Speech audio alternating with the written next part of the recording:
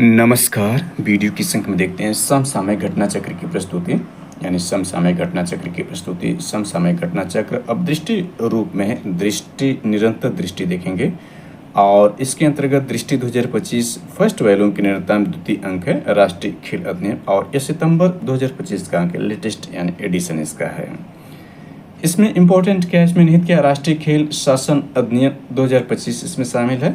और इसमें जो शामिल है वह आपका ऑनलाइन खेल संवर्धन और विनिमय विनियमन अधिनियम 2025 इस लेक्चर में शामिल है।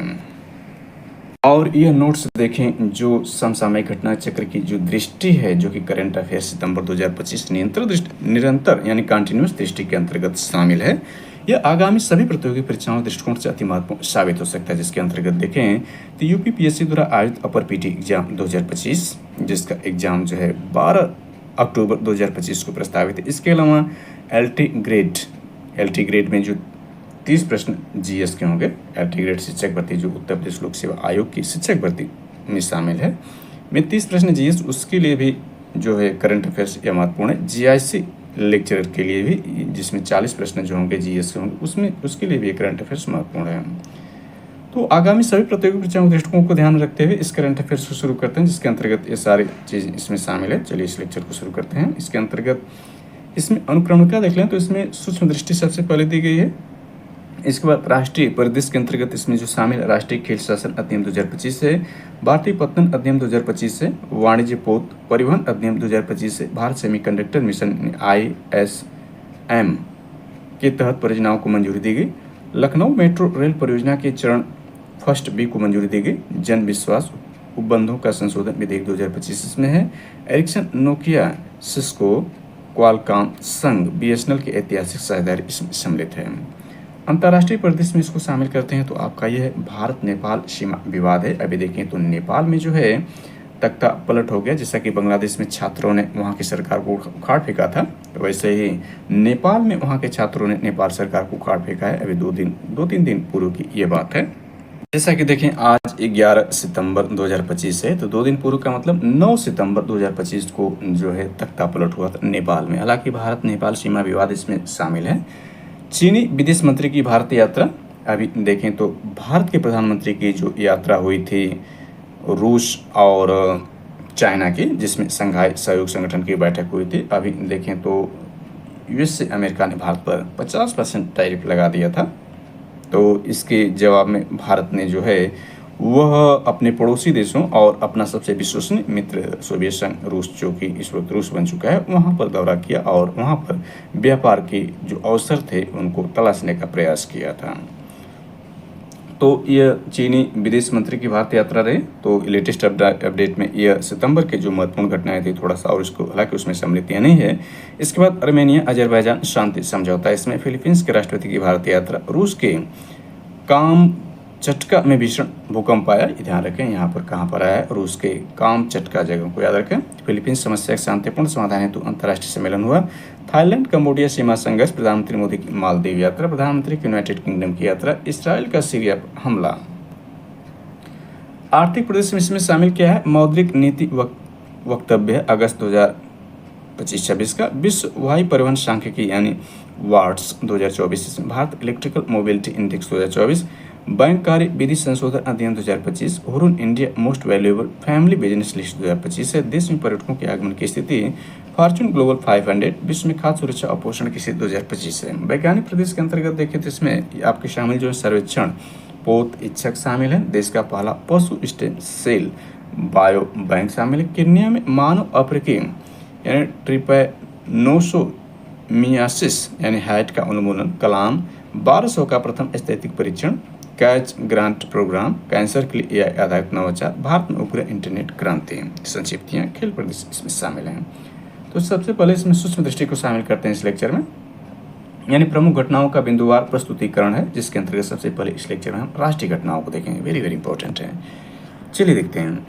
PM विकसित भारत रोजगार योजना की घोषणा किसने की, तो भारतीय प्रधानमंत्री नरेंद्र मोदी जी ने 15 अगस्त 2025 को, यानी भारत की स्वतंत्रता दिवस के अवसर पर 15 अगस्त को जो भारत का स्वतंत्रता दिवस मनाया गया, लाल किले के प्राचीर से जो भारतीय प्रधानमंत्री नरेंद्र मोदी जी ने PM विकसित भारत रोजगार योजना की घोषणा की। इस योजना की यानी योजना घोषणा कहाँ की गई थी? लाल किले से। इस योजना के लिए कितने रुपए आवंटित किए गए? 1 लाख करोड़ रुपए आवंटित किया गया। इस योजना के तहत नए रोजगार पाने वाले युवाओं को प्रतिमाह कितनी धनराशि दी जाएगी? ध्यान रखना, प्रतिमाह 15,000 रुपये की धनराशि दी जाएगी इस योजना के तहत पाने वाले रोजगार को, नए रोजगार पाने वाले को। याद रखिएगा, नए रोजगार पाने वाले। मिशन सुदर्शन चक्र की घोषणा कहाँ की गई थी? लाल किले से प्रधानमंत्री नरेंद्र मोदी जी ने किया था 15 अगस्त 2025 को। इस मिशन को कितने वर्षों में पूरा करने का लक्ष्य? 10 वर्ष, यानी 2035 तक। 2025 चल रहा, 2035 अगले 10 वर्षों तक मिशन सुदर्शन चक्र को पूरा करना है। मिशन सुदर्शन चक्र का लक्ष्य क्या है? यानी इसका लक्ष्य देखें, टारगेट क्या है? स्वदेशी वायु रक्षा प्रणाली विकसित करना, यानी स्वदेशी वायु रक्षा प्रणाली विकसित करना जो है ये सुदर्शन चक्र का लक्ष्य है। जैसे कि हम जानते हैं सुदर्शन चक्र देखें तो आध्यात्मिक रूप से देखें, जो हिंदू धर्म पौराणिक गाथाएं उसमें भगवान विष्णु का जो चक्र है, यानी जो अस्त्र है, वो सुदर्शन चक्र के नाम से जाना जाता है, जो कि बाद में उनके अवतारों, जो महान अवतार पूर्ण 16 कलाओं के साथ जो अवतार लिए थे भगवान कृष्ण का, जो यह मेन अस्त्र था सुदर्शन चक्र। सबसे शक्तिशाली अस्त्रों में यह शामिल है, क्योंकि देखें भगवान शिव के जो अस्त्र त्रिशूल है उसके बाद सुदर्शन चक्र ही सबसे शक्तिशाली अस्त्र माना जाता है।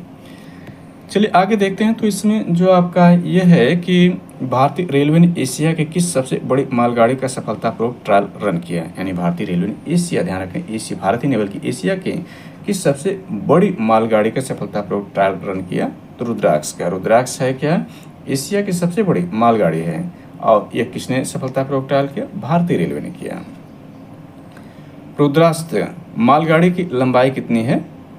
यानी 4.5 किलोमीटर। रुद्राक्ष का मतलब, जैसे रुद्राक्ष शिव होते हैं, तो रुद्राक्ष का मतलब शिव के आंसुओं से जो बना हुआ होता है रुद्राक्ष, एक माला होती है, रुद्राक्ष अस्त्र भी होता है।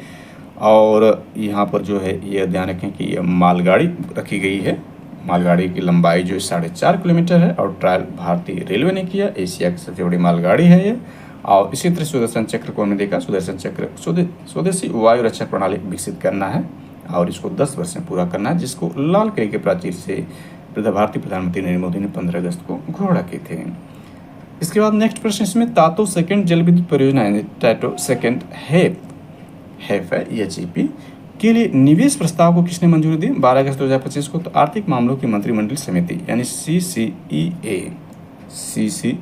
इसको मंजूरी दी। आर्थिक मामलों की मंत्रिमंडल समिति ने मंजूरी दी तातो सेकंड जल विद्युत परियोजना को। तातो सेकंड जल विद्युत परियोजना कहाँ स्थित है? ये इंपॉर्टेंट है। सियोमी जिला, अरुणाचल प्रदेश। अरुणाचल प्रदेश का मतलब नाम से स्पष्ट है, जहाँ पर अरुण पहले आते हैं, यानी सूर्यदेव पहले उगते हैं, अरुणाचल प्रदेश है। यानी सूर्य के उगम के नाम के आधार पर इसका नाम अरुणाचल प्रदेश पड़ा। भारत का सबसे पूर्वी राज्य अरुणाचल प्रदेश है, और सबसे पश्चिमी राज्य जो आपका गुजरात है। दोनों में देखें तो लगभग 2 घंटे का अंतर होता है। यानी सबसे पहले सूर्य नारायण यहाँ उगते हैं अरुणाचल प्रदेश में, इसके 2 घंटे बाद जो है वो गुजरात में उगते हैं। या सबसे पहले सूर्यास्त यहाँ होता है, इसके 2 घंटे बाद गुजरात में होता है। इसके बाद देखें तातो सेकंड जल विद्युत परियोजना की स्थापित क्षमता कितनी है? तो 700 मेगावाट है। किस राज्य के धराली गांव में बादल फटने से बाढ़ आ गए थे? वो 5 अगस्त 2025 को उत्तराखंड उत्तरकाशी जिला में, यानी उत्तराखंड के उत्तरकाशी जिला में धराली गाँव, यहाँ बादल फटने से बाढ़ आई थी। उत्तरकाशी में बाढ़ किस नदी में आई थी? खीरगंगा नदी में। ये इंपॉर्टेंट हो जाता है, खीरगंगा नदी में बाढ़ आई थी, पूरा का पूरा गाँव ही बह गया था। MS स्वामीनाथन शताब्दी अंतर्राष्ट्रीय सम्मेलन कहाँ आयोजित किया गया था? यानी भारत में हरित क्रांति के जनक ये हैं, जिनको 2024 में 53 लोगों के साथ जो है, यानी 5 लोगों के साथ जो है भारत का सर्वोच्च नागरिक सम्मान दिया गया। अब तक कुल मिलाकर 53 लोगों को भारतीय नागरिक सर्वोच्च नागरिक सम्मान यानी भारत रत्न मिल चुका है। 2024 में 5 लोगों में ये भी शामिल थे, MS स्वामीनाथन जी। तो नई दिल्ली में यह सम्मेलन कहाँ किया गया? यानी MS स्वामीनाथन शताब्दी अंतर्राष्ट्रीय सम्मेलन कहाँ आयोजित किया गया? नई दिल्ली में। कब? 7 से 9 अगस्त 2025 को। पेपर पे चर्चा 2025 को किस लिए गिनीज वर्ल्ड रिकॉर्ड से सम्मानित किया गया? अगस्त 2025 में नागरिक सहभागिता मंच पर 1 माह में सर्वाधिक पंजीकरण के कारण। आगे इसमें देखते हैं तो ये परीक्षा पे चर्चा 2025 के 8वें संस्करण में कितने वैध पंजीकरण हुए? तो यहाँ देख सकते हैं लगभग 3.5 crore, 3.53 crore. Bharat electrical mobility index यानी IEMI किसके द्वारा लॉन्च किया गया? 4 अगस्त 2025 को नीति आयोग द्वारा लॉन्च किया गया। भारत इलेक्ट्रिक मोबिलिटी इंडेक्स यानी IEMI जो लॉन्च किया गया नीति आयोग द्वारा। कब? 4 अगस्त 2025 को। सरकार द्वारा राज्यसभा में दी गई जानकारी के अनुसार अवधि यानी 2024 से 26 के लिए मिशन मौसम हेतु बजट आवंटन कितना है? 31 जुलाई को दिया गया 2000 करोड़ रुपए। अपना घर किस मंत्रालय की पहल है? यानी अपना घर किस मंत्रालय की पहल? पेट्रोलियम और प्राकृतिक गैस मंत्रालय की पहल जो अपना घर है। इस पहल के तहत किनके लिए राजमार्गों पर विश्राम स्थल स्थापित किए जाएंगे? ट्रक चालकों के लिए अपना घर जो है बनाए जाएंगे ट्रक चालकों के लिए, जो कि राजमार्गों पर विश्राम स्थल के रूप में डेवलप किए जाएंगे पेट्रोलियम प्राकृतिक गैस मंत्रालय की पहल के तहत। कवच 4.0 रेल सुरक्षा प्रणाली को किस मार्ग के खंड पर चालू किया गया है? जुलाई 2025 में मथुरा कोटा खंड दिल्ली मुंबई मार्ग पर। किस जिले में एक नया हड़प्पा स्थल खोजा गया है? जुलाई 2025 में जैसलमेर राजस्थान में। यह हड़प्पा स्थल कहाँ स्थित है? रातड़िया यानी रातड़िया ढेरी में। ये इंपॉर्टेंट हो जाता है। हड़प्पा नया हड़प्पा स्थल खोजा गया जैसलमेर राजस्थान में, और यह हड़प्पा स्थल कहाँ स्थित है? रातड़िया ढेरी में। 4500 यानी 4500 वर्ष पुराना स्थल किस सभ्यता से संबंधित है? सिंधु घाटी सभ्यता से संबंधित है। इसके बाद इसमें देखें तो पिपरावा अवशेषों को कितने वर्षों बाद भारत ला गया? 127 वर्षों बाद भारत ला गया 30 जुलाई 2025 को। पिपरावा अवशेषों की खोज कब की गई थी? 1898 में। इन अवशेषों की खोज कहाँ पर की गई थी? तो पिपरावा स्तूप सिद्धार्थनगर उत्तर प्रदेश में की गई थी। उत्तर प्रदेश का जो सिद्धार्थनगर जिला है वहाँ पर पिपरावा स्तूप की खोज की गई थी, और इसकी खोज कब की गई थी? 1898 में। और कितने वर्षों बाद भारत ला गया? 127 वर्षों बाद भारत ला गया। ये किसके अवशेष हैं? भगवान बुद्ध के अवशेष हैं। यह अवशेष किस प्राचीन शहर संबंधित है? कपिलवस्तु संबंधित है। यानी कपिलवस्तु मतलब नेपाल में थे, नेपाल से भारत ला गया है। बुद्ध सम्यक दर्शन संग्रहालय और स्मृति स्तूप का उद्घाटन कहाँ किया गया? वैशाली में। भारत का पहला हिंदी माध्यम MBBS कॉलेज कहाँ स्थापित करने की घोषणा की गई है? तो मध्य प्रदेश के जबलपुर में। ध्यान रखना कि हिंदी में MBBS ये कराएगा, और भारत का पहला है। कोसी मेची नदी यानी कोसी मेची नदी संपर्क परियोजना को किस योजना के तहत शामिल किया गया है? जुलाई 2025 में। तो प्रधानमंत्री कृषि सिंचाई योजना त्वरित सिंचाई लाभ कार्यक्रम में PMKSY AIBP तहत के तहत इसको शामिल किया गया है। नेक्स्ट देखते हैं तो ये इस परियोजना से बिहार के किन जिलों को सिंचाई सुविधा प्राप्त होगी? अररिया, पूर्णिया, किशनगंज और कटिहार को प्राप्त होगी। नेक्स्ट इसमें देखते हैं तो कोसी मेची नदी संपर्क परियोजना की कुल अनुमानित लागत क्या है? तो 6282.32 करोड़ रुपए है। प्रधानमंत्री नरेंद्र मोदी ने किस स्थान पर आदि तिरुथिरई महोत्सव को संबोधित किया था? तो गंगई कोंडा चोलपुरम तमिलनाडु में संबोधित किया। तो इसमें कई प्रश्न बन सकते हैं कि तिरुथिरई महोत्सव कहाँ का है? तो ये तमिलनाडु का। किस स्थान पर इस महोत्सव को संबोधित किया? तो गंगई कोंडा चेरुपुरम कौन संबोधित किया? भारत प्रधानमंत्री मोदी ने। कब? 27 जुलाई 2025 को। प्रधानमंत्री ने किस चोल सम्राट के सम्मान में स्मारक सिक्का जारी किया? तो राजेंद्र चोल फर्स्ट। चोल साम्राज्य का सबसे शक्तिशाली राजाओं में राजेंद्र चोल फर्स्ट था। तो इसी के सम्मान में स्मारक सिक्का जारी किया भारतीय प्रधानमंत्री नरेंद्र मोदी जी ने। किस राज्य में सफाई कर्मचारी आयोग के गठन की मंजूरी दी गई? बिहार में।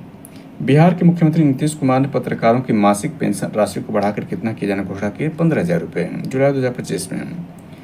सर्वाधिक समय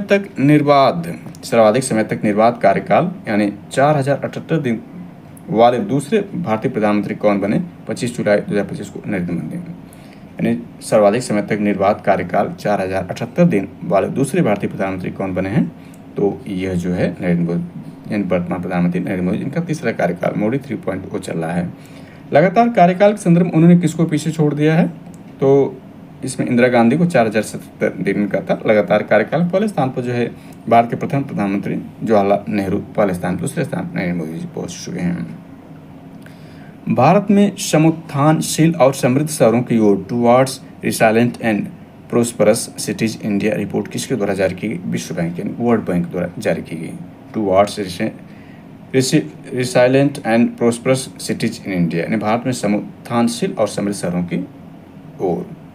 रिपोर्ट के अनुसार वर्ष 2030 तक भारतीय शहर कितने प्रतिशत नई नौकरियां उत्पन्न करेंगे? 70%। भारत की शहरी आबादी किस वर्ष तक लगभग दोगुना 951 मिलियन हो जाने का अनुमान है? 2050 तक। भारत की शहरी आबादी किस वर्ष तक लगभग दोगुना होने का अनुमान है? यानी 991 मिलियन। अभी देखा 2011 के सेंसस के हिसाब से जो यहाँ की जो शहरी आबादी थी 31.2% थे, अब इससे दोगुना हो जाएगी यानी लगभग दुगना देख सकते हैं। दुगना होने की जो चांसेस है, हालांकि वर्तमान के दृष्टिकोण से लेकर दुगना बता रहा है, तो ये 2050 तक ये हो जाएगा। बनारस लोकोमोटिव वर्क्स यानी BLW ने हाल ही में किस श्रेणी का 25 यानी 2500वां इलेक्ट्रिक इंजन तैयार किया जुलाई 2025 में? वैप 7 श्रेणी का। वैप 7 कितने हार्स पावर का है? 6000 हार्स पावर का जो इंजन है। उपराष्ट्रपति जगदीप धनखड़ ने अपने पद से इस्तीफा कब दिया था? 21 जुलाई 2025 को। अभी देखें 9 सितंबर को नए राष्ट्रपति का चुनाव कराया गया, जिसमें देखें CP राधाकृष्णन जी जो है वो नए उपराष्ट्रपति का जो पदभार यानी निर्वाचित किए गए हैं। जगदीप धनखड़ जी के इस्तीफा देने के बाद अभी कल यानी 9 सितंबर को जो है 9 सितंबर को उनका जो चुनाव कराया गया, उसमें CP राधाकृष्णन को भारत के नए उपराष्ट्रपति में चुना गया। उपराष्ट्रपतियों में देखें तो प्रथम उपराष्ट्रपति जो डॉक्टर सर्वपल्ली राधाकृष्णन 2 कार्यकाल के लिए, और हमीद अंसारी जी भी 2 कार्यकाल के निर्वाचित। इस 17वां जो उपराष्ट्रपति का चुनाव कराया गया, और व्यक्ति के रूप में 15 जो है उपराष्ट्रपति बनाए गए हैं। चलिए अगले प्रश्न में देखते हैं। तो उत्तर प्रदेश सरकार और संयुक्त राष्ट्र विकास कार्यक्रम यानी UNDP United Nation Development Programme के मध्य किस सहमति पत्र पर हस्ताक्षर किए जुलाई 2025 में? तो राज्य में आपदा न्यूनीकरण और बहुस्तरीय प्रबंधन प्रणाली के स्थान पर भारतीय रचनात्मक प्रौद्योगिकी संस्थान IICT का पहला परिसर कहाँ स्थापित किया गया? जुलाई 2025 में तो मुंबई में स्थापित किया गया। इसके बाद देखें बिहार में किस पूर्व मुख्यमंत्री के नाम पर एक कौशल विकास विश्वविद्यालय खोलने की घोषणा की गई? तो जननायक कर्पूरी ठाकुर जी के। इनको देखें तो ये 2024 में 5 लोगों के साथ इनको भी जो भारत का सर्वोच्च नागरिक सम्मान भारत रत्न देने की घोषणा की गई थी। इसके बाद देखें PM नरेंद्र मोदी ने 5400 करोड़ रुपए से अधिक की नई विकास परियोजनाओं का उद्घाटन और शिलान्यास कहाँ किया? दुर्गापुर पश्चिम बंगाल में 18 जुलाई 2025 को PM नरेंद्र मोदी ने PM मोदी ने भारत पेट्रोलियम कॉर्पोरेशन लिमिटेड की सिटी गैस डिस्ट्रीब्यूशन परियोजना का आधारशिला कहाँ रखी? तो बांकुरा और पुरुलिया जिले में। जगदीशपुर हल्दिया और बोकारो धामरा पाइपलाइन परियोजना का दूसरा नाम क्या है? प्रधानमंत्री ऊर्जा गंगा परियोजना। स्वच्छ सर्वेक्षण 2024-25 पुरस्कार किसने प्रदान किया? 17 जुलाई 2025 को राष्ट्रपति द्रौपदी मुर्मू जी ने। स्वच्छ सर्वेक्षण 2024-25 में सुपर स्वच्छ लीग श्रेणी में 10 लाख से अधिक आबादी वाले शहरों श्रेणी में कौन से शहर पहले स्थान पर हैं? तो इंदौर और सूरत है। इंदौर मध्य प्रदेश का शहर है और सूरत जो है गुजरात में है। सुपर स्वच्छ श्रेणी यानी सुपर स्वच्छ लीग श्रेणी में 3 से 10 लाख आबादी वाले शहरों की श्रेणी में कौन शहर पहले स्थान पर? नोएडा उत्तर प्रदेश का। इंपॉर्टेंट है स्पेशल के लिए।